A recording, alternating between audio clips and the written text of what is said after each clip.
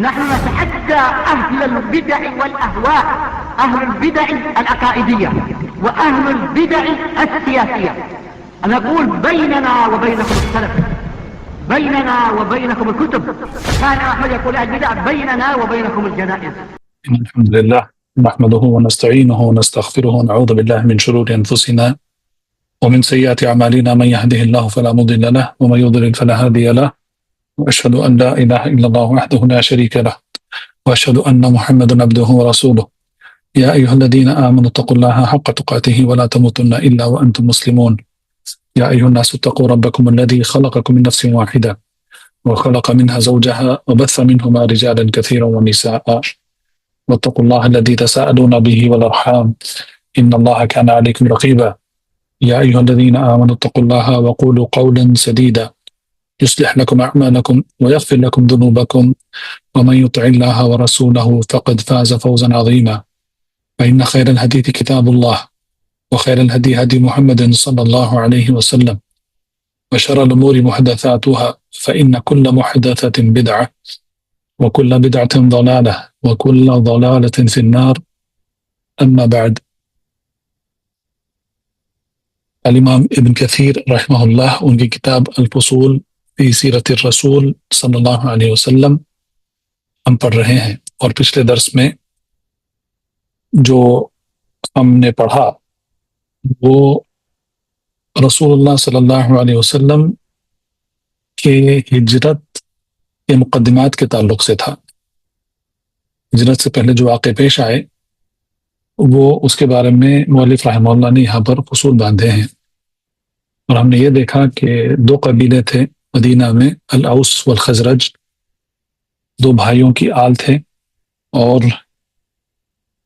وہ مدینہ میں تھے، اور مدینہ میں اس وقت یہود کے 4 قبیلے بھی تھے، اور ہم نے یہ بھی دیکھا کہ یہود مدینہ کیسے پہنچے اور کس سبب کے لیے پہنچے۔ تو خلاصہ یہ ہے کہ انہیں یہ پتا تھا کہ آخری نبی جو ہیں وہ ایسی جگہ آئیں گے اور وہ ان میں سے آئیں گے، یہ ان کا گمان تھا۔ لیکن جب اللہ کے رسول صلی اللہ علیہ وسلم آل اسماعیل میں سے آ گئے تو انہوں نے ان کا انکار کر دیا، جبکہ اسماعیل اور اسحاق دونوں بھائی ہیں، اور یہود بنو اسحاق ہیں، اسحاق کی آل میں سے ہیں۔ تو اتنی قریبی رشتہ ہونے کے باوجود بھی انہوں نے رسول اللہ صلی اللہ علیہ وسلم کا انکار کر دیا، ان کے رسالت کو قبول کرنے سے منہ موڑ لیا۔ اور اسی وقت وہ دوسرے عرب قبائل خصوصاً اوس اور خزرج کو یہ دھمکیاں دیا کرتے تھے کہ جب آخری نبی آئیں گے اور وہ ان میں سے رہیں گے تو ان کے ساتھ یہود دوسرے قبائل عرب قبائل کو قتل کر دیں گے۔ تو یہ ہمیشہ وہ دھمکیاں دیا کرتے تھے۔ تو جب مدینہ کے 2 قبیلے الاوس والخزرج انہیں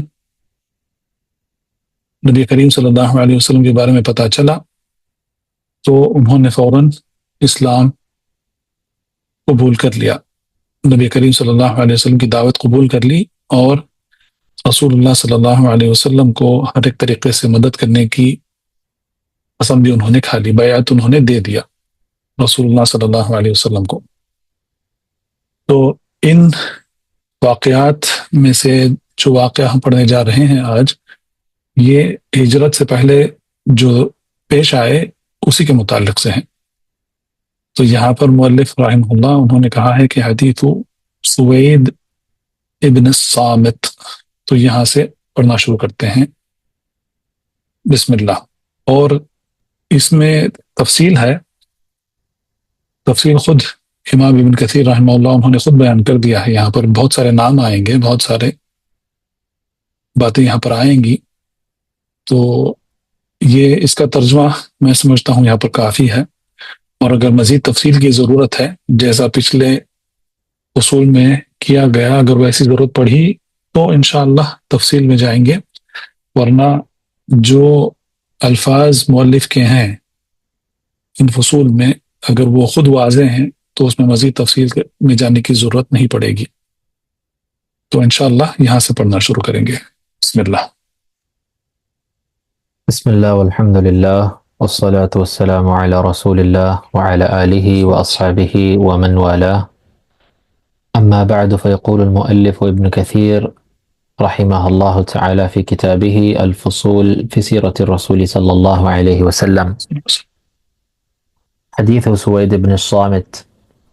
وكان سويد بن الصامت أخو بني عمرو بن عوف من الأوس قد قدم مكة، فدعاه رسول الله صلى الله عليه وسلم فلم يبعد ولم يجب، ثم انصرف إلى المدينة فقتل في بعض حروبهم. وكان سويد هذا ابن خالة عبد المطلب. نعم. تو سب سے پہلا جو شخص آیا تھا یہ اس کا نام تھا سوید بن الصامت، اور اس کی تعریف میں امام ابن کثیر رحمہ اللہ نے لکھا ہے کہ وہ کون تھے؟ اخو بنی عمر بن عوف من الاوس، تو اوس قبیلے کے شخص تھے، سوید بن الصامت. تو یہ پہلے شخص تھے جن کو رسول اللہ صلی اللہ علیہ وسلم نے اسلام کی دعوت دی. قد قدم مکہ، تو مکہ آئے تھے. فدعاہ رسول اللہ صلی اللہ علیہ وسلم، تو آپ صلی اللہ علیہ وسلم نے ان کو اسلام کی دعوت دی. فلم یبعد ولم یجب، سوید بن الصامت نے رسول اللہ صلی اللہ علیہ وسلم کی دعوت کو سنا، لیکن نہ انہوں نے اس کا انکار کیا اور نہ اس کا جواب دیا، خاموشی اختیار کر لی. ثم انصرف الى المدینہ، تو اس کے بعد وہ مدینہ واپس چلے گئے. فقتل فی بعض حروبہم، اور جو ہم نے پہلے بھی دیکھا ہے کہ اوس اور خزرج کے درمیان بھی لڑائیاں ہوا کرتی تھیں، تو کسی ایک لڑائی میں وہ قتل ہو گئے. وکان سوید هذا، اور یہ سوید جو تھے ابن خالتی عبد المطلب. شاید اس سے پہلے یہ بات گزری ہے کہ عبد المطلب شاید ان کے بیوی جو ہیں وہ بنو نجار کے تھے، جو اوس اور خزرج کے قبیلے کا ایک خاندان تھا. تو عبد المطلب کے خالہ کا بیٹا تھا سوید، هذا ابن خالتی عبد المطلب. تو یہ سوید کا تعارف یہاں پر انہوں نے کروایا ہے. نعم. اس کے بعد قال رحمه الله: إسلام إياس بن معاذ وقصة أبي الحيسر. ثم قدم مكة أبو الحيسر أنس بن رافع في فتية من قومه من بني عبد الأشهل يطلبون الحلف، فدعاهم رسول الله صلى الله عليه وسلم إلى الإسلام، فقال إياس بن معاذ منهم وكان شابا حدثا: يا قوم، هذا والله خير مما جئنا له. فضربه أبو الحيسر وانتهره فسكت، ثم لم يتم لهم الحلف، فانصرفوا إلى بلادهم إلى المدينة، فيقال إن إياس بن معاذ مات مسلما. نعم. تو سوید بن الصامت کے بعد جو شخص آئے مکہ، ان میں سے یہاں پر جو ذکر کیے ہیں ابو الحیسر، انس بن رافع، اور ان کے ساتھ ایاس بن معاذ. تو کہتے ہیں کہ اسلام ایاس بن معاذ کا اسلام لانا رضی اللہ عنہ، وقصت ابی الحیسر، اور ابو الحیسر کا قصہ. اس کے بعد ثم قدم مکہ تھا ابو الحیسر مکہ آئے، ان کا نام ہے انس بن رافع. فی فتیۃ من قومہ، تو ان کے ساتھ کچھ نوجوان تھے، ان کے قوم کے کچھ نوجوان ان کے ساتھ تھے. من بنی عبد الاشہل، تو بنو عبد الاشہل یہ خاندان کا نام تھا. وہ مکہ آئے تھے، اس لیے آئے تھے یطلبون الحلف، قریش کے ساتھ وہ معاہدہ کرنے کے لیے آئے تھے. شاید پچھلے درس میں اگر آپ کو یاد ہے یہ بات گزری ہے کہ اوس اور خزرج دونوں کوشش کر رہے تھے کہ قریش کو اپنے طرف لے لیں، تو اسی لیے یہ آیا جایا کرتے تھے مکہ۔ تو یہاں پر ابو الحیثر کے ساتھ یہ نوجوان بھی اسی لیے آئے تھے تاکہ وہ قریش کے ساتھ معاہدہ کر سکیں، اور وہ ان کو اس سے طاقت حاصل ہو جائے گی اس سے۔ تو جیسا رسول اللہ صلی اللہ علیہ وسلم کی عادت تھی، جو بھی آتا مکہ وہ ان کو نبی کریم صلی اللہ علیہ وسلم اسلام کی دعوت دیا کرتے تھے، تو ایسا یہاں پر بھی رسول اللہ صلی اللہ علیہ وسلم نے ان کو اسلام کی دعوت دی۔ وقال ایاس بن معاذ منہم، تو ایاس بن معاذ نوجوان تھے، وکانا شابا حدثا، یعنی کہ بہت کم عمر کے نوجوان تھے۔ تو ایاس بن معاذ نے کیا کہا رضی اللہ عنہ، کہا کہ یا قوم، اے میری قوم، هذا واللہ خیر مما جئنا له، انہوں نے کہا کہ اللہ کی قسم یہ بہت اچھی بات ہے، بہت خیر کی بات ہے جس لیے ہم یہاں پر آئے ہیں۔ تو انہیں رسول اللہ صلی اللہ علیہ وسلم کی دعوت بے حد پسند آئی، تو اسی لیے مؤلف رحمہ اللہ نے کہا کہ ایاس بن معاذ مات مسلما، وہ ان کی وفات جب ہوئی تو وہ اسلام پر تھے رضی اللہ عنہ۔ وضربه ابو الحیثر وانتهره، تو ابو الحیثر نے ان کو مارا اور ڈرایا، فسکت، تو وہ خاموش ہو گئے۔ ثم لم يتم لهم الحلف، اور جس کام کے لیے وہ آئے تھے ان قریش کے ساتھ معاہدہ کرنے کے لیے، وہ کامیاب نہیں ہوا، وہ مکمل نہیں ہوا، تو فانصرفوا الى بلادهم، تو واپس مدینہ چلے گئے، الى المدینہ۔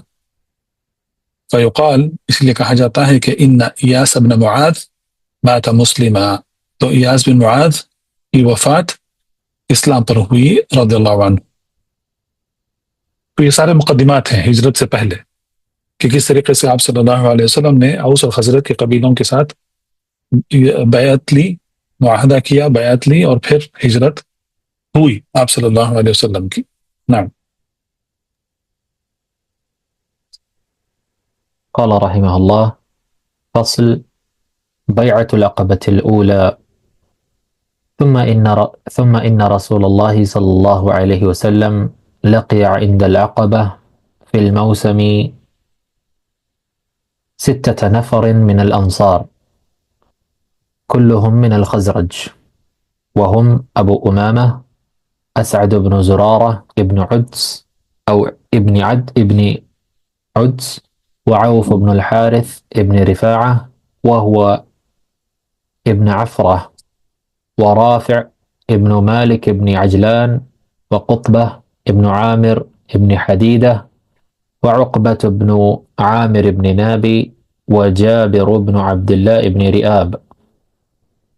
نعم، تو یہاں پر جو واقعہ پیش کیے ہیں مؤلف رحمہ اللہ، کہتے ہیں کہ فصل بیعۃ العقبۃ الاولی، یہ جو بیعت ہوئی اوس اور خزرج کے قبیلوں کے ساتھ رسول اللہ صلی اللہ علیہ وسلم کی، دراصل وہ دو بیعتیں تھیں، پہلی اور دوسری۔ تو یہاں پر پہلی بیعت کے متعلق مؤلف رحمہ اللہ نے یہاں پر اس کا ذکر کیا ہے۔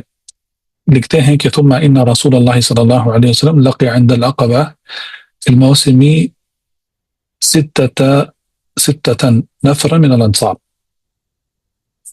تو حج کے موسم میں رسول اللہ صلی اللہ علیہ وسلم العقبہ، یہاں پر انصار کے 6 شخص کے ساتھ ان کی ملاقات ہوئی صلی اللہ علیہ وسلم کی۔ اس سے پہلے بات گزری ہے کہ اوس اور خزرج بھی حج کیا کرتے تھے، لیکن یہود حج نہیں کیا کرتے تھے، وہ محروم رہ گئے یہود، لیکن اوس اور خزرج انصار وہ حج کیا کرتے تھے، تو اسی لیے وہ موسم میں آئے تھے یہاں پر حج کرنے کے لیے۔ اور عقبہ کے پاس رسول اللہ صلی اللہ علیہ وسلم کی ملاقات 6 شخص سے ہوئی، کلہم من الخزرج، اور یہ سب 6 کے 6 یہ بنو خزرج میں سے تھے، اور انہوں نے یہاں پر ان کا نام بھی ذکر کیا ہے، وہ ہیں وہم ابو امامہ، اسعد ابن زرارۃ ابن عدس، یہ پہلے شخص ہیں. دوسرے وعوف بن الحارث بن رفاعہ وهو ابن عفراء. ورافع بن مالک بن العجلان 3. وقتبہ بن عامر بن حدیدہ 4. وعقبة بن عامر ابن نابی 5. وجابر بن عبداللہ بن رئاب. تو یہ 6 لوگ تھے جن کی ملاقات آپ صلی اللہ علیہ وسلم کے ساتھ ہوئی عقبہ کے پاس، العقبہ. تو یہ عقبہ جو جگہ ہے یہ تقریباً جو جمرات ہیں اس کے قریب ہے. تو وہاں پر ان کی ملاقات ہوئی رسول اللہ صلی اللہ علیہ وسلم سے. نعم. قال رحمه الله: فدعاهم رسول الله صلى الله عليه وسلم إلى الإسلام فأسلموا مبادرة إلى الخير، ثم رجعوا إلى المدينة فدعوا إلى الإسلام ففشى الإسلام فيها حتى لم تبقى دار إلا وقد دخلها الإسلام. فدعاهم رسول اللہ صلی اللہ علیہ وسلم الى الاسلام. تو آپ صلی اللہ علیہ وسلم نے انہیں اسلام کی دعوت دی. فاسلموا مبادرۃ الی الخیر. تو 6 کے 6 شخص انہوں نے فوراً اسلام قبول کر لیا. مبادرۃ الی الخیر کا مطلب ہے خیر کی طرف جلد سے جلد خیر کو حاصل کرنے کے لیے. تو انہوں نے اسلام فوراً انہوں نے قبول کر لیا. ثم رجعوا الی المدینہ. تو اس کے بعد وہ سب مدینہ لوٹ گئے. فدعوا الی الاسلام. اور اسلام کی دعوت انہوں نے مدینہ میں عام کر دی، یہاں تک کہ جیسا مؤلف نے لکھا ہے یہاں پر ففشا الاسلام فیہا. تو اسلام فوراً مدینہ میں پھیل گیا. حتی کہ لم تبق دار الا قد دخلها الاسلام. تو مدینہ میں کوئی بھی گھر نہیں تھا جہاں اسلام داخل نہ ہوا. یعنی کہ ان 6 لوگوں کی وجہ سے رضی اللہ عنہم اسلام اوس اور خزرج کے ہر ایک گھر میں داخل ہو گیا اور دونوں قبیلے اسلام میں داخل ہو گئے. الحمدللہ. نعم. قال رحمه الله: فلما كان العام المقبل جاء منهم 12 رجلا. 6 الأول خلا جابر بن عبد الله بن رئاب، ومعهم معاذ بن الحارث بن رفاعة أخو عوف المتقدم، وذكوان ابن عبد قيس ابن خلدة. وقد قام ذكوان هذا بمكة حتى هاجر إلى المدينة، فيقال إنه مهاجري أنصاري. وعبادة بن الصامت ابن قيس، وأبو عبد الرحمن يزيد بن ثعلبة، فهؤلاء 10 من الخزرج. تو اس کے بعد مؤلف رحمہ اللہ لکھتے ہیں کہ فلما كان العام المقبل، اگلے سال میں جاء منہم 12 رجلا. ایک بات ہمیں دیکھنا ضروری ہے کہ جو 6 لوگ آئے تھے جس کو بیعت العقبہ الاولیٰ کے متعلق یہاں پر فصل باندھا گیا ہے، یہاں پر یہ ثابت نہیں ہو رہا ہے کہ انہوں نے بیعت دی ہے رسول اللہ صلی اللہ علیہ وسلم کو، لیکن دعوت انہوں نے قبول کر لیا اور دعوت کو انہوں نے عام کر دی. لیکن اگلے سال کون کون آئے تھے؟ جاء منہم 12 رجلا. وہ 12 لوگ آئے. 6 الاول، جو پہلے 6 جن کا نام اوپر ذکر کیا گیا ہے وہ بھی تھے. خلا جابر بن عبداللہ ابن ریاب، سوائے جابر بن عبداللہ کے رضی اللہ عنہ. اور ان کے ساتھ کون تھا؟ تو 5 لوگ ہو گئے سوائے جابر کے. ومعهم معاذ بن الحارث بن رفاعہ اخو عوف المتقدم. تو اوپر اگر آپ دیکھیں گے تو نام ہے وہاں پر عوف بن الحارث. تو یہاں پر معاذ بن الحارث عوف کے بھائی، معاذ بن الحارث عوف کے بھائی. اس کے بعد ذکوان بن عبد قيس بن خلدة وقد أقام ذكوان هذا بمكة حتى هاجر إلى المدينة. تو یہ جو ذکوان ہے رضی اللہ عنہ وہ مکہ میں ہی رہے. تو اب یہاں پر یہاں پر البیعۃ العقبہ یعنی کہ وہ سال جو ہوا اس کے بعد والے سال کی بات ہو رہی ہے یہاں پر. تو وہاں سے لے کر رسول اللہ صلی اللہ علیہ وسلم کی ہجرت کرنے تک ذکوان مکہ میں ہی رہے حتی ہاجر الی المدینہ. تو اسی لیے ان کو دو لقب ملے ہیں ان کو. فیقال انہ مہاجری انصاری. وہ مہاجر بھی ہیں انصار بھی ہیں. انصار ہیں اس لیے کیونکہ وہ اوس اور خزرج کے قبیلے سے ہیں، اور مہاجر اسی لیے ہیں کیونکہ وہ اس سال جب وہ آئے تھے وہاں پر اس سال سے لے کر رسول اللہ صلی اللہ علیہ وسلم کی ہجرت کرنے تک وہ مدینہ میں مکہ میں ہی رہے. اس کے بعد وہ مدینہ لوٹے، تو اسی لیے ان کو مہاجر بھی کہتے ہیں، انصاری بھی کہتے ہیں. مہاجر بھی ہیں، انصاری بھی ہیں. وہ عبادۃ بن الصامت بن قیس اور وہ ابو عبد الرحمن یزید بن ثعلبہ فہؤلاء عشرۃ من الخزرج. تو یہ سارے کے سارے لوگ کون تھے؟ یہ لوگ جو تھے یہ خزرج کے تھے. نعم. قال رحمه الله: واثنان من الأوس وهما أبو الهيثم مالك بن التهيان وعويم بن ساعدة فبايعوا رسول الله صلى الله عليه وسلم كبيعة النساء ولم يكن أمر بالقتال بعد. اور دو جو لوگ تھے وہ اثنان من الاوس، اور اوس قبیلے کے جو دو لوگ تھے وہ کون تھے؟ وہ ہما ابو الہیثم مالک ابن التہیان من التیہان و ععیم بن ساعدہ. تو یہ دو اوس قبیلے کے تھے. فبايعوا رسول اللہ صلی اللہ علیہ وسلم كبيعة النساء ولم يكن امر بالقتال بعد. تو انہوں نے رسول اللہ صلی اللہ علیہ وسلم کو بیعت دی، اور بیعت النساء کا مطلب ہے کہ جو عورتیں ان کے ساتھ آئی تھی ان کے طرف سے بھی انہوں نے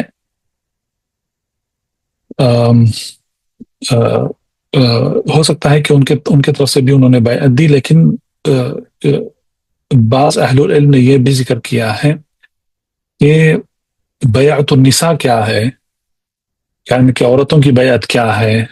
عورتوں کی بیعت اس کو سورۃ الممتحنہ کی آیت میں ذکر کیا گیا ہے.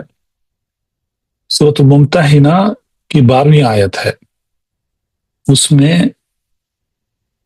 اس میں جو آیت کے جو الفاظ ہیں وہ اس طریقے سے ہیں کہ یا ایھا النبی اذا جاءک المؤمنات یبایعنک علی الا یشرکن باللہ شیئا ولا يسرقن ولا يزنين ولا يقتلن أولادهن ولا يأتين ببهتان يفترينه بين أيديهن وأرجلهن ولا يعصينك في معروف فبايعهن.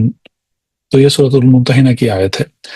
تو اس آیت کے معنی کا ترجمہ اس طریقے سے ہے کہ یا ایھا النبی، اے اللہ کے اے نبی صلی اللہ علیہ وسلم، اذا جاءک المؤمنات، جب آپ کے پاس مومن عورتیں آئیں گی، یبایعنک، آپ کو بیعت دیتے ہوئے، علی اللہ یشرکن باللہ، تو سب سے پہلے جو بیعت کی جو شرط ہے کہ وہ شرک نہیں کریں گی.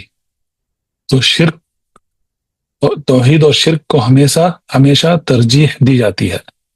تو سب سے پہلے جو بیعت کے شروط ہوتے ہیں اس میں سے پہلی شرط ہے توحید کے تعلق سے، وہ شرک نہیں کریں گی. لا یشرکن باللہ شیئا ولا یسرقن، وہ چوری نہیں کریں گی. ولا یزنین، وہ زنا نہیں کریں گی. ولا یقتلن اولادہن، اور وہ اپنے بچوں کا قتل نہیں کریں گی. ولا یأتین ببہتان، اور وہ بہتان نہیں پھیلائیں گی. تو بہتان جانتے ہیں آپ کہ جھوٹی تہمت لگانا، غیبت کرنا وغیرہ وغیرہ. یفترینہ بین ایدیہن و ارجلہن ولا یعصینک فی معروف، اور رسول اللہ صلی اللہ علیہ وسلم کی نافرمانی، اچھے کاموں میں نافرمانی نہیں کریں گی. فبایعہن، تو اللہ کا حکم ہوا آپ صلی اللہ علیہ وسلم کے لیے کہ ان کی بیعت آپ قبول کر لو. تو سبحان اللہ، یہ جو آیت ہے، یہ آیت اس میں ایک اور سب سے بڑا فائدہ جو یہ آیت میں ہے، میں تھوڑا موضوع سے ہٹ رہا ہوں، لیکن یہ جب آیت آئی ہے تو ہمیں یہ جاننا ضروری ہے کہ اس آیت میں شریعت کے جو 5 اہم مقاصد ہیں اس کا ذکر کیا گیا ہے. اس کو کہتے ہیں المقاصد الکبریٰ الخمس، یعنی کہ شریعت کے جو مقاصد ہیں وہ 5 مقاصد ہیں. سب سے پہلے دین کی حفاظت. جو شریعت آئی ہے وہ دین کی حفاظت کرنے کے لیے آئی ہے. تو دین کا سب سے پہلا جو حصہ ہے وہ توحید اور شرک ہے.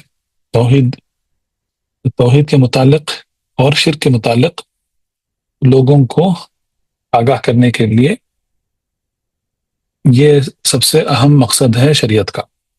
تو یہ دین کے متعلق سے ہے. دوسرا جو یہ آیت میں یہ بات آئی ہے کہ اللہ یشرکن باللہ شیئا ولا یسرقن، کہ وہ چوری نہیں کریں گی. تو یہاں پر یہ شریعت کا مقصد ہے لوگوں کی مال کی حفاظت کرنا. تو دین کی حفاظت کرنا، مال کی حفاظت کرنا. ولا یزنین، زنا نہیں کریں گی، تو یہاں پر نسل کی حفاظت. ولا یقتلن اولادہن، اور یہاں پر جانوں کی حفاظت. 4 ولا یأتین ببہتان، اور وہ بہتان، جھوٹی تہمتیں وغیرہ نہیں پھیلائیں گی. تو یہاں پر عزت کی حفاظت، انسانوں کی عزت کی حفاظت. تو یہ 5 اس کو کہتے ہیں المقاصد الخمس، المقاصد الکبریٰ الخمس. تو یہ 5 بڑے مقاصد ہیں جس کے لیے شریعت آئی ہے. سب سے پہلے دین، اس کے بعد جان، اس کے بعد مال، اس کے بعد نسل، اور اس کے بعد عزت. عزت کو کہتے ہیں عربی میں عرض. تو اس میں عرض میں ایک اور چیز بھی شامل ہو سکتی ہے، وہ ہے عقل. تو یہ 5 چیزیں ہیں. تو جو بھی یہ 5 چیزوں کے متعلق سے حد پار کرے گا تو اس کے لیے سزا ہے. تو جو دین ہے، سب سے پہلے دین ہے. تو جو شخص مرتد ہو جاتا ہے اس کا قتل ہے. تو اس پر انتفاع الموانع و اقامت الحجہ، یہ ہم پہلے پڑھ چکے ہیں. تو یہ اس پر قائم کیا جائے گا، اور اگر وہ پھر بھی اپنے ردت پر وہ اڑا رہا تو اس کو قتل کر دیا جائے گا حاکم یا قاضی کے حکم کے مطابق. دوسرا مال. تو جو غیروں کا مال چراتا ہے مثلا، اس کے ہاتھ کاٹ دیے جاتے ہیں. تو اس کے لیے بھی حد ہے. پہلے کے لیے بھی حد ہے، مرتد کا قتل ہے، چوری کرنے والے کا ہاتھ کاٹ دیا جاتا ہے. تیسرا ہے زنا. تو زنا کرنے والوں کو رجم کر کے، ان کو پتھر مار کے ان کو مارا جاتا ہے. چوتھا ہے قتل، معصوم کو قتل کرنا. تو یہاں پر اس آیت میں اولاد کا ذکر کیا گیا ہے. تو اولاد عموماً معصوم ہی ہوتی ہیں، لیکن جان کا بدلہ جان ہے. تو جو شخص دوسرے شخص کا جان بوجھ کر ناحق دشمنی سے قتل کرتا ہے تو اس کو بھی قتل کیا جاتا ہے، وہی حاکم یا قاضی کے حکم پر. اور 5واں ہے تہمت لگانا. جیسا کہ اگر کسی نے ایک عورت پر تہمت لگایا اور اس کے پاس کوئی ثبوت نہیں ہے تو پھر اس کو کوڑے مارے جاتے ہیں. تو یہ 5 یہ مقاصد ہیں شریعت کے، جس کو المقاصد الکبریٰ الخمس کہتے ہیں.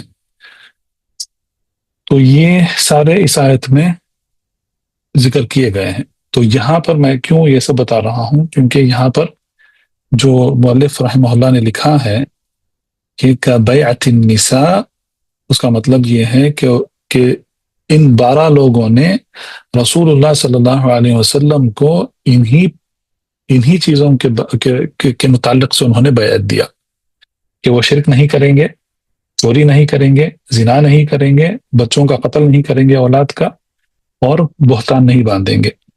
اور اس کے بعد یہ 5 جو ہیں یہ خاص چیزیں ہیں، مقاصد ہیں شریعت کی. اس کے بعد ایک عام چیز کا ذکر کیا گیا ہے یہ آیت میں کہ وَلَا يَعْصِينَكَ فِي معروف، معروف یعنی کہ اچھے کاموں میں رسول اللہ صلی اللہ علیہ وسلم کی نافرمانی نہیں کریں گے. تو اس پر بیعت دے دی گئی. تو اسی لیے یہاں پر مؤلف نے کہا کہ بیعت النساء وَلَمْ يَكُنْ أُمِرَ بِالْقِتَالِ بعد، اور اب تک قتال کا حکم اب تک نازل نہیں ہوا تھا. تو اسی لیے انہوں نے صرف رسول اللہ صلی اللہ علیہ وسلم کی اطاعت اور یہ جو 5 مقاصد ہیں اس کے متعلق سے انہوں نے بیعت دے دی. اگر قتال کا حکم ہوتا تو پھر وہاں پر بیعت میں یہ اضافہ ہو جاتا کہ وہ رسول اللہ صلی اللہ علیہ وسلم کی طرف رہیں گے قتال میں اور آپ صلی اللہ علیہ وسلم کی مدد کریں گے. نعم. قال رحمه الله: فلما انصرفوا إلى المدينة بعث معهم رسول الله صلى الله عليه وسلم عمرو بن أم مكتوم ومصعب بن عمير يعلمان من أسلم منهم القرآن ويدعوان إلى الله عز وجل، فنزل على أبي أمامة أسعد بن زرارة أو أسعد بن زرارة، وكان مصعب بن عمير يأمهم وقد جمع بهم يوما ب40 نفسا.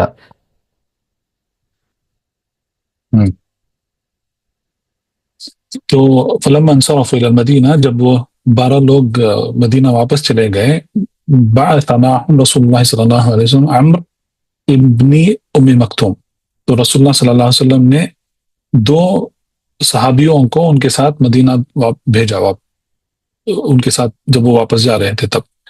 سب سے پہلے کون ہے؟ عمرو بن ام مکتوم. یہ عمرو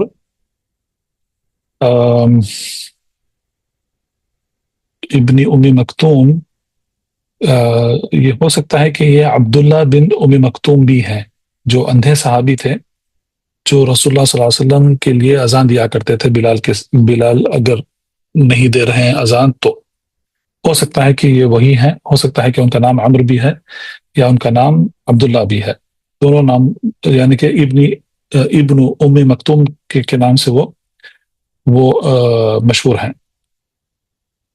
تو اس کے ساتھ اور ان کے ساتھ مصعب بن عمیر مشہور ہیں صحابی رضی اللہ عنہ. تو یعلمان من اسلم منہم القرآن، تو جو اوس اور خزرج کے قبیلے جو اسلام لا لیے تھے تو ان کو قرآن سکھانے کے لیے ان دونوں صحابیوں کو آپ صلی اللہ علیہ وسلم نے وہاں پر بھیجا. وَيَدْعُوَانِ إِلَى اللَّهِ عَزَّ وَجَلَ، اور اس قرآن سکھانے کے ساتھ وہ دعوتی کام بھی مدینہ میں کر رہے تھے، توحید کی دعوت دے رہے تھے. فَنَزَلَ عَلَى أَبِي أُمَامَةَ، تو دونوں کہاں پر رکے؟ ابو امامہ، جن کا نام اوپر گزرا ہے. کیا نام ہے ان کا؟ ابو امامہ کا اسعد بن زرارہ. تو ان کے یہاں وہ رکے. اور وَكَانَ مُصْعَبُ بْنُ عُمَيْرَ يَأُمَّهُمْ، تو مصعب بن عمیر رضی اللہ عنہ وہ امامت کیا کرتے تھے جب وہ سب مل کر نماز پڑھتے تھے. وَقَدْ جَمَّعَ بِهِمْ يَوْمًا ب40 نفسا، تو جو نماز پڑھنے کی جو تعداد تھی، جماعت جو تھی، وہ کتنے تھے؟ وہ 40 لوگوں کے قریب تھے.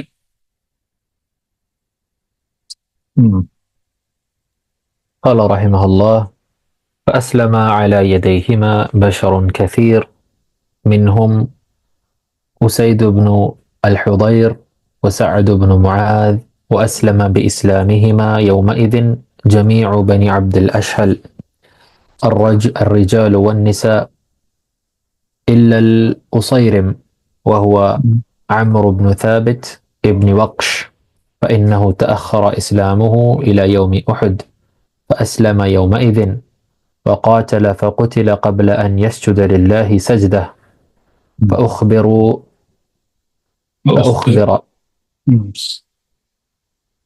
فأخبر عنه النبي صلى الله عليه وسلم فقال عمل قليلا وأجر كثيرا. تو فأسلم على يديهما بشر كثير.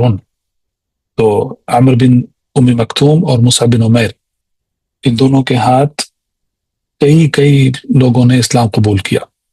ان میں سے کون تھا؟ ان میں سے اسید بن الحضیر، وسعد بن معاذ، واسلم باسلامہما یومئذ جمیع بنی عبد الاشہل. اور جب اسید بن الحضیر اور سعد بن معاذ رضی اللہ عنہما جب انہوں نے اسلام قبول کر لیا تو ان کے ذریعے سے بنو عبد الاشہل یہ پورا خاندان جو ہے یہ سب اسلام قبول کر لیا. الرجال والنساء، ان میں سے ہر ایک مرد اور ہر ایک عورت سب کے سب اسلام قبول کر لیا.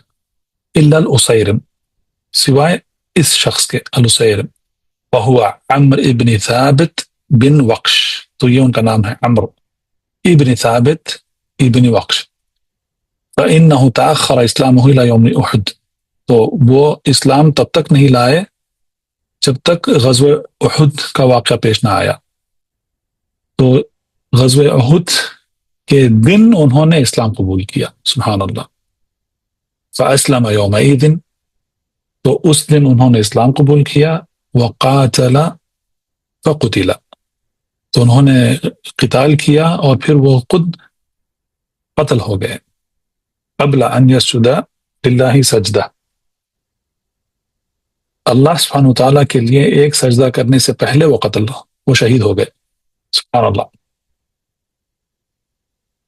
اور ان کے بارے میں رسول اللہ صلی اللہ علیہ وسلم کو خبر دی گئی تو آپ صلی اللہ علیہ وسلم نے کہا کہ عمل قلیلا، انہوں نے کم عمل کیا، یعنی کہ صرف غزوہ احد کے دن انہوں نے قتال کیا اور ایک سجدہ بھی نہیں کیا، لیکن سبحان اللہ اس کی وجہ سے کہ وہ اللہ سبحانہ وتعالیٰ کی راہ میں شہید ہوئے.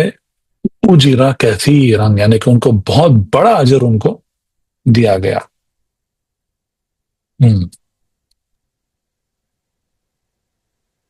قال رحمه الله: بيعة العقبة الثانية. وكثر الإسلام بالمدينة وظهر، ثم رجع مصعب بن عمير إلى مكة، ووافى الموسم ذلك العام خلق كثير من الأنصار من المسلمين والمشركين، وزعيم القوم البراء بن معرور رضي الله عنه. تو یہاں پر جو العقبہ ہے وہاں پر جو دوسری بیعت ہوئی، بیعت العقبہ الثانیہ، اس کا ذکر یہاں پر کیا جا رہا ہے. تو مؤلف رحمہ اللہ لکھتے ہیں کہ وکثر الاسلام بمدینہ وظہر، تو اسلام مدینہ میں بہت زیادہ ہو گیا، پھیل گیا اور ظاہر ہو گیا. ثم رجع مصعب بن عمیر الی مکہ، اور مصعب بن عمیر مکہ واپس آ گئے. ووافى الموسم ذلك العام خلق كثير من الانصار، اور اس سال جب حج کا موسم آیا تو حج کے موسم میں ایک بڑی تعداد، انصار کی ایک بڑی تعداد مکہ پہنچی، مسلمین اور مشرکین سب مل کر. وزعیم القوم البراء بن معرور رضی اللہ عنہ، تو ان کے سردار تھے البراء بن معرور رضی اللہ عنہ. نعم. قال رحمه الله: فلما كانت ليلة العقبة الثلث الأول منها تسلل إلى رسول الله صلى الله عليه وسلم 73 رجلا وامرأتان، فبايعوا رسول الله صلى الله عليه وسلم خفية من قومهم ومن كفار مكة على أن يمنعوه مما يمنعون منه نساءهم وأبناءهم وأزورهم. تو واقعہ کیا ہوا پیش آیا کہ مؤلف لکھتے ہیں کہ فلما كانت ليلة العقبہ، جب عقبہ کی رات تھی، الثلث الاول منها یعنی کہ رات کے پہلا ایک تہائی حصہ جب آیا تسلل الی رسول اللہ صلی اللہ علیہ وسلم تو چپکے سے کچھ لوگ رسول اللہ صلی اللہ علیہ وسلم کے پاس آئے. کون تھے وہ؟ ثلاثۃ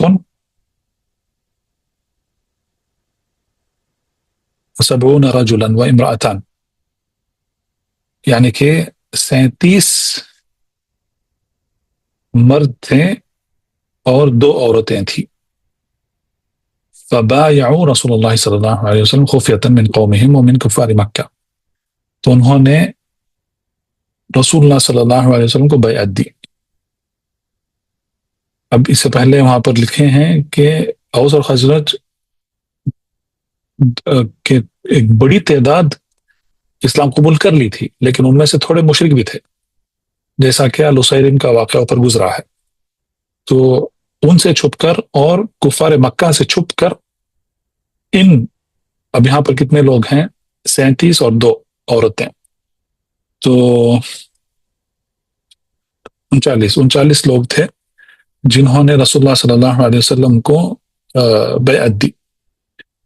بیعت کیا تھی؟ اعلی ان یمنعوہ مما یمنعون منہ، تو جس طریقے سے اپنے عورتوں کو نساءہم و ابناہم و اجرہم، جس طریقے سے وہ اپنے عورتوں کو، اپنے بچوں کو، اپنے رشتہ داروں کو اور اپنے باندوں کو جس طریقے سے وہ حفاظت کرتے ہیں، اسی طریقے سے وہ رسول اللہ صلی اللہ علیہ وسلم کی حفاظت بھی کریں گے. تو اس بات پر انہوں نے بیعت دے دی. قال رحمه الله: فكان أول من بايعه ليلتئذ البراء بن معرور، وكانت له اليد البيضاء إذا أكد العقد وبادر إليه. تو سب سے پہلے جنہوں نے بیعت دی فکان اول من بايعه ليلتئذ، اس رات کو سب سے پہلے جنہوں نے رسول اللہ صلی اللہ علیہ وسلم کو بیعت دی وہ کون تھے؟ وہ ان کے سردار تھے البراء بن معرور رضی اللہ عنہ. وكانت له اليد البيضاء، تو ان کا ایک بہت بڑا ہاتھ تھا یہ بیعت دینے میں، اور اس کے بعد جو بھی واقع پیش آئے اس میں ان کا رضی اللہ عنہ کا بہت بڑا ہاتھ تھا. اذ اکد العقد وبادر الیہ، تو انہوں نے عقد کا مطلب ہے جو معاہدہ یا جو بیعت انہوں نے دے دی ہے اس کی مکمل طریقے سے تاکید ہو گئی، اور انہوں نے اس کی طرف وبادر الیہ، یعنی کہ انہوں نے سب سے پہلے انہوں نے قدم بڑھایا رسول اللہ صلی اللہ علیہ وسلم کو بیعت دینے کے لیے.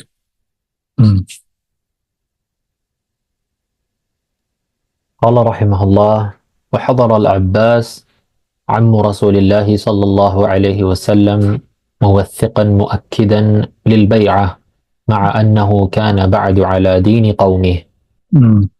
اور اس رات جب یہ بیعت ہوئی تو اس میں کون حاضر تھے؟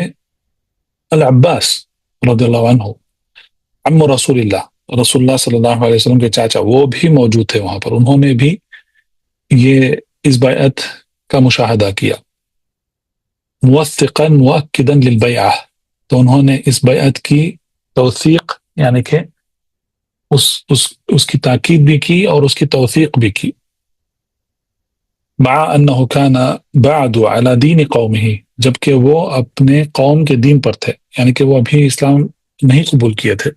یہ بات مشہور ہے کہ العباس رضی اللہ عنہ وہ بدر کے غزوے کے بعد وہ اسلام قبول کیے، تب تک وہ اپنے قوم کے دین پر ہی تھے، لیکن انہوں نے رسول اللہ صلی اللہ علیہ وسلم کی مدد کی، جیسا کہ رسول اللہ صلی اللہ علیہ وسلم کے چاچا ابو طالب رسول اللہ صلی اللہ علیہ وسلم کی انہوں نے مدد کی، ان کی حفاظتی کی، ان کی کفالت لی، سب طریقے سے. تو اسی طریقے سے العباس رضی اللہ عنہ نے بھی رسول اللہ صلی اللہ علیہ وسلم کی مدد کی. نعم. قال رحمه الله: واختار رسول الله صلى الله عليه وسلم منهم تلك الليلة 12 نقيبا، وهم أسعد بن زرارة بن عدس وسعد بن الربيعة وسعد بن ربيع ابن عمرو وعبد الله ابن رواحة ابن امرئ القيس ورافع بن مالك بن العجلان أو عجلان والبراء العجلان أحسن الله إليك ورافع بن مالك بن العجلان والبراء بن معرور بن صخر ابن خنسة وعبد الله بن عمرو بن حرام وهو والد جابر وكان قد أسلم تلك الليلة أحسن الله إليكم وعبد الله بن عمرو بن حرام وهو والد جابر وكان قد أسلم تلك الليلة رضي الله عنه وسعد بن عبادة ابن دليم والمنذر ابن عمرو بن خنيس وعبادة بن الصامت فهؤلاء 9 من الخزرج. اس کے بعد جب یہ بیعت ہو گئی تو آپ صلی اللہ علیہ وسلم نے ان میں سے یعنی کہ اوس اور خزرج میں سے 12 لوگوں کو چنا. 12 نقیبا. نقیب کا مطلب ہے یہاں پر کہ 12 لوگوں کو جن کو رسول اللہ صلی اللہ علیہ وسلم نے چنا ان کے اوپر یہ ذمہ داری دی گئی. بیعت کی ذمہ داری ان پر تھی. تو جب ان کے جو 2 قبیلے ہیں انصار کے 2 قبیلے ہیں الاوس اور خزرج اگر کوئی بھی بات اٹھی تو اس کی ذمہ داری ان پر رہے گی. تو یہ کون تھے 12 لوگ؟ یہاں پر انہوں نے مؤلف رحمہ اللہ انہوں نے یہ سارے ناموں کا ذکر کیا ہے. تو سارے نام آپ نے دیکھ لیے ہیں تو اگر ہو سکے تو ایک اور بار اس کو پڑھ لیں. تو یہ یہاں پر جو نام دیے گئے ہیں 9 نام دیے گئے ہیں وہ خزرج قبیلے کے تھے. ومن الاوس 3 اور اوس کے قبیلے سے 3 لوگوں کو چنا گیا. صرف یہاں پر ایک بات دیکھ لیں کہ عبداللہ بن عمرو ابن حرام وہو والد جابر. تو یہ جابر بن عبداللہ رضی اللہ عنہما ان کے والد ہیں عبداللہ جو اگر میں غلط نہیں ہوں تو یہ غزوہ بدر میں یہ شہید ہوئے یا غزوہ احد میں ہو سکتا ہے غزوہ بدر میں انشاءاللہ یہ واقعہ آئے گا. تو اسی لیے جابر بن عبداللہ رضی اللہ عنہما کہتے ہیں کیونکہ تو باپ اور بیٹے دونوں صحابی ہیں. نعم. ومن الأوس 3 ومن الأوس 3 وهم أسيد بن الحضير بن سماك وسعد بن خيثمة ابن الحارث ورفاعة ابن عبد المنذر ابن زبير وقيل بل أبو الهيثم ابن التهيان مكانه التيهان وقيل بل أبو الهيثم ابن التيهان مكانه ثم الناس بعدهم. تو یہ 3 شخص اوس قبیلے کے تھے. اس کے بعد والمرأتان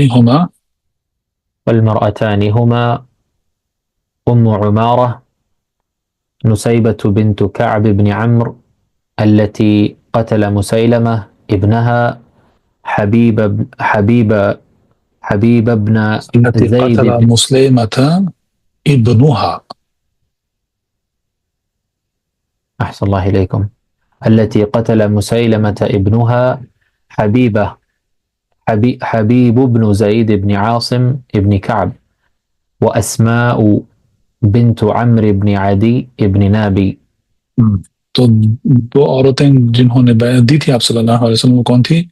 ام عمارہ نسیبہ بنت کعب بن عمرو التي قتل مسيلمة ابنها.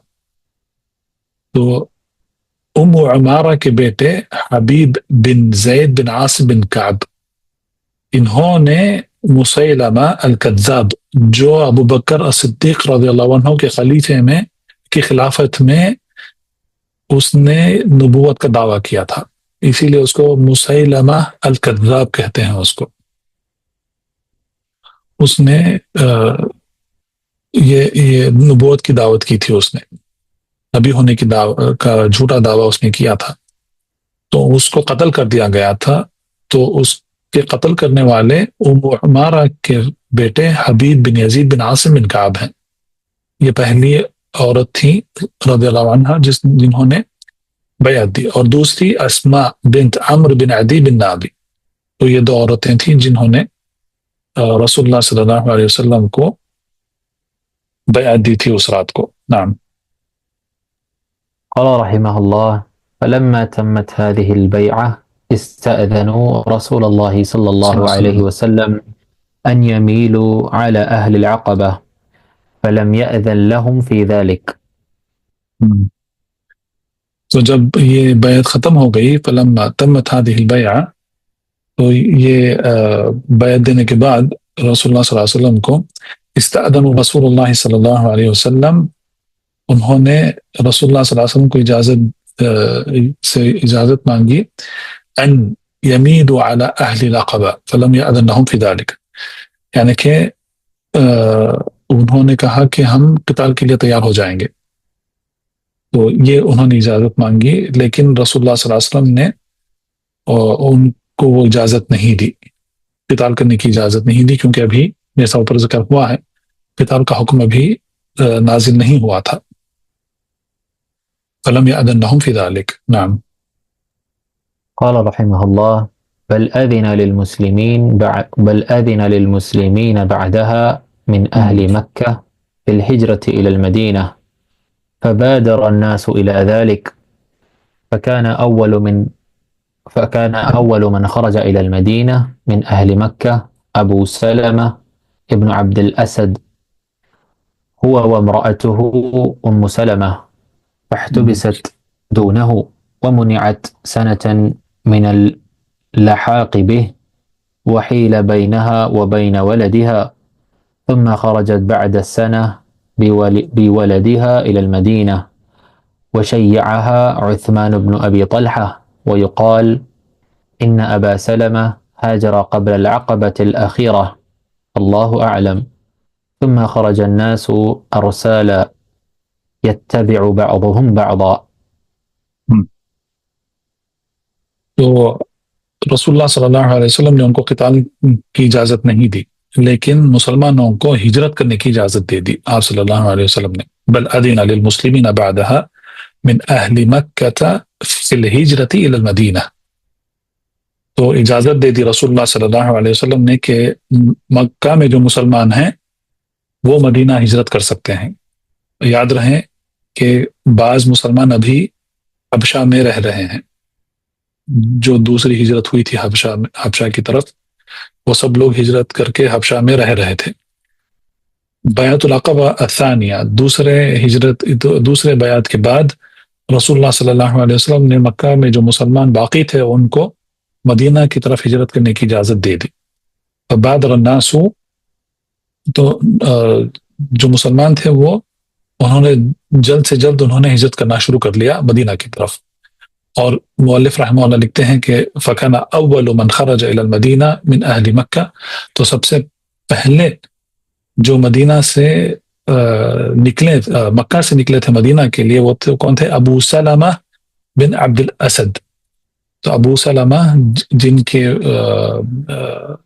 وہ اور ان کے بیوی ہوا و امراؤتہ ام سلمہ، تو یہ دونوں انہوں نے ہجرت کرنے کی تیاری کر لی مدینہ کی طرف مکہ سے.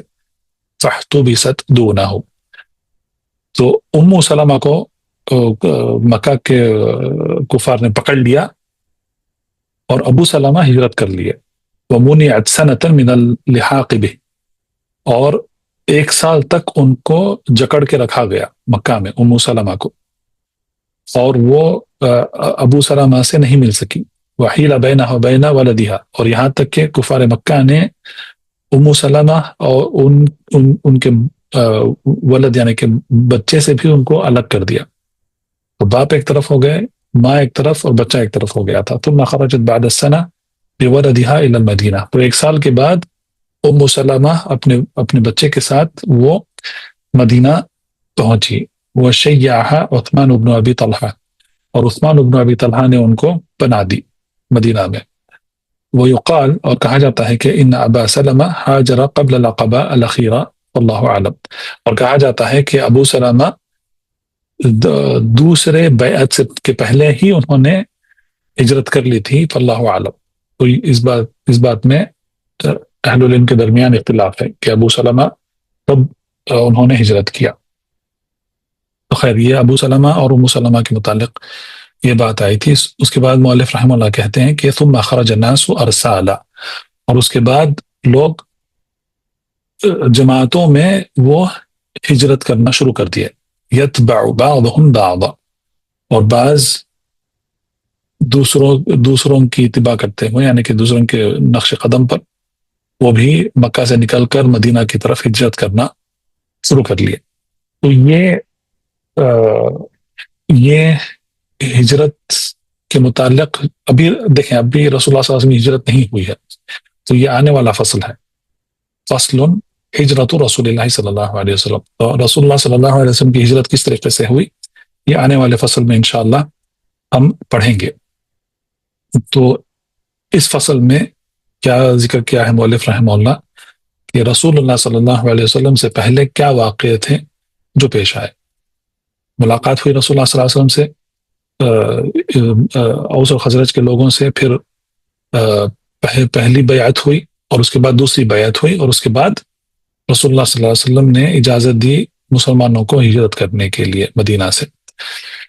ختم کرنے سے پہلے صرف یہ میں امید کر رہا ہوں کہ آپ ایک نقشہ بنا رہے ہیں تاریخ کا کہ کون سے سال میں کیا ہوا. تو ہم اب پہنچے ہیں نبوت کے 10ویں اور 11ویں سال میں. تو بیعت العقبہ الاولی، عقبہ کی پہلی بیعت ہوئی 50 پر 1 سال کی عمر جب آپ صلی اللہ علیہ وسلم کی تھی تب، یعنی کہ نبوت کے 11ویں سال میں. تو نبوت کے 11ویں سال میں پہلی بیعت ہوئی. اور اس سے پہلے جو واقع پیش آئے ہیں اس کی سوید بن الصامت اور ابو الحیثر اور یاس بن معاذ، یہ سب جو واقع پیش آئے یہ 10ویں سال میں تھی. نبوت کے 10ویں سال میں یہ ہوا تھا.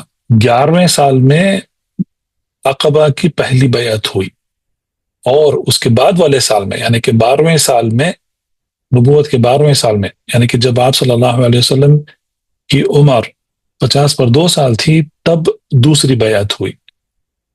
تو یہ بھی اپنے تاریخ کے نقش میں آپ لکھ لیں اس کو نقشے میں.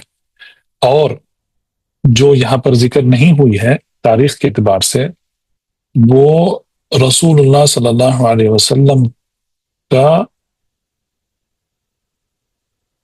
سودا بنت زمعہ سے نکاح. سودا بنت زمعہ رضی اللہ عنہ سے نکاح رسول اللہ صلی اللہ علیہ وسلم کا رمضان میں ہوا اور 10ویں سال میں ہوا.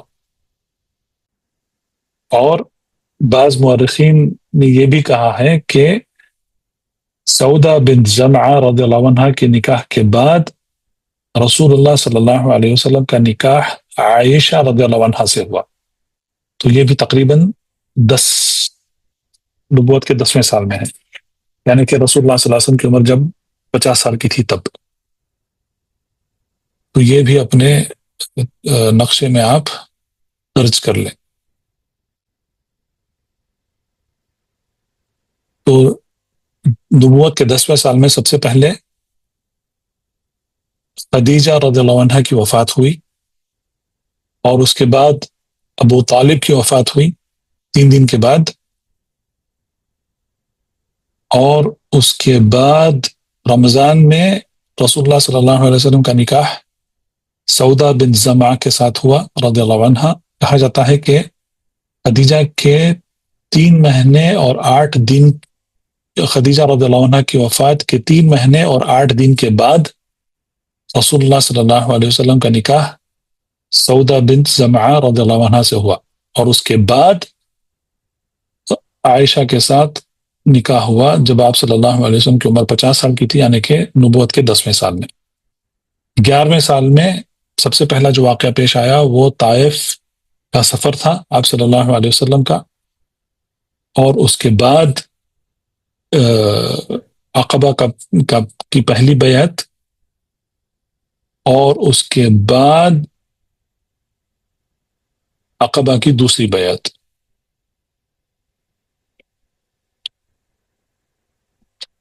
اور اس کے بعد ہم نے الاسراء والمعراج کا واقعہ پڑھ لیا ہے، لیکن کئی مورخین اور اہل العلم یہ موقف رکھتے ہیں کہ اسراء اور معراج کا جو واقعہ پیش آیا وہ نبوت کے 13ویں سال میں تھا، اور بعض نے اس کو یہ بھی اس کی تاریخ بھی طے کیا ہے، کہتے ہیں کہ یہ 12 تاریخ ربیع الاول کا مہینہ اور پیر کا دن تھا، یوم الاثنین۔ صرف آپ اپنے پاس لکھ لیجئے یہ ساری تاریخ، اور اس میں جیسا ہم ہمیشہ دیکھتے آ رہے ہیں کہ اس پر یعنی کہ بعض جو واقع پیش آئے ہیں اس پر اہل العلم کا اتفاق نہیں ہے، لیکن ایک اندازہ لگ سکتا ہے کہ 13 سال جب آپ صلی اللہ علیہ وسلم گزارے ہیں نبوت کے مکہ میں، تو اس 13 سال کے دوران کیا کیا واقعے پیش آئے وہ جاننا ضروری ہے۔ تو یہ 13واں سال تھا، 13ویں سال میں یہ سب یعنی کہ آج ہم نے دیکھا ہے 10، 11، 12 اور 13، یہ ان 4 سالوں میں کیا کیا واقع پیش آئے، یہ اس کا خلاصہ ہے۔ اور اس کے بعد انشاءاللہ اگلے درس میں ہم دیکھیں گے کہ رسول اللہ صلی اللہ علیہ وسلم کی ہجرت کا سفر کیسا تھا۔ تو یہاں پر رکتے ہیں، وباللہ توفیق، وصلی اللہ علی نبینا محمد وعلی آلہ وصحبہ وسلم، سبحانک اللہم وبحمدک، اشہد ان لا الہ الا انت، استغفرک واتوب الیک، اللہم علمنا ما ينفعنا وانفعنا بما علمتنا وزدنا علما وتوفیقا، اللہم اغفر لنا ولوالدینا ولمشایخنا ولعلمائنا ولولاة امورنا وللمؤمنين والمؤمنات والمسلمين والمسلمات الأحياء منهم والأموات إنك سميع قريب مجيب الدعوات، والله تعالى أعلى وأعلم، وصلى الله على نبينا محمد وعلى آله وصحبه وسلم، بارك الله فيكم أجمعين، السلام عليكم ورحمة الله وبركاته. فاعلم أنه لا إله إلا الله واستغفر لذنبك وللمؤمنين والمؤمنات، والله يعلم متقلبكم ومثواكم.